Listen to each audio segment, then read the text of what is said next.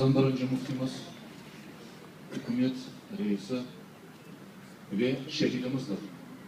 Onun hatırası bizim gönlümüzde yücedir. Onu anmak bizim vazifemizdir. Allah-u Teala Kur'an-ı Kerim'de şehitler ölmez de buyurmaktadır. Ve gerçekten Numan Çelebi Cihan hem Allah katında yaşamakta hem de bizim gönüllerimizde yaşamaktadır. Onun parlak fikirleri, onun yapkan işleri, halkına hizmetleri. Onun en büyük maksadı, hayalı demeye mümkün, bu Kırım'da bütün milletlerinin, bütün din mensuplarının, bütün insanların o hak hukuklarını elde edip rahat, barış, selametlik içinde birbirine hürmet ederek yaşaması ve hususan Kırım Tatar halkının da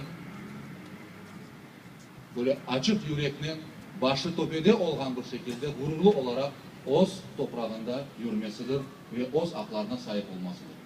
Ben birleşim şu değişiklikler zamanında, yanı bir nizamlar kurulganı vaktinde Numan Çelebi Cihan'ın bu fikirlerinin de yerine gelmesi için bir yol açıla, bir kapı açıla, bu bir şanstır. Ve ben birleşim biz adım adım onun da kurgan bu hayallarına doğru birlik beraberlik içinde gidiyoruz. Allah-u Teala onun ruhunu şad eylesin. Amin. Onun yatan yerini cennet eylesin. Amin. Onun günahlarını var ise af ve mağfiret eylesin. Bizlerge de onun tutkan yolunu devam ettirsin inşallah ve yaş nesilde daha nice Çelebi Cihanlar çıkmasını ve bizlerge de onlarını görmemizni kısmet eylesin. Geliniz ruhuna bir Fatiha bağışlayıp amin. Euzubillahimineşşeytanirracim. Bismillahirrahmanirrahim. Elhamdülillahi Rabbil alemin. Errahmanirrahim. Maliki yevmiddin. İyyâke na'budu ve iyyâke nesta'in.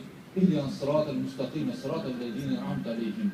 Gayril mağdubi aleyhim veleddâllin. Amin. Bi rahmetike ya erhamer rahimin.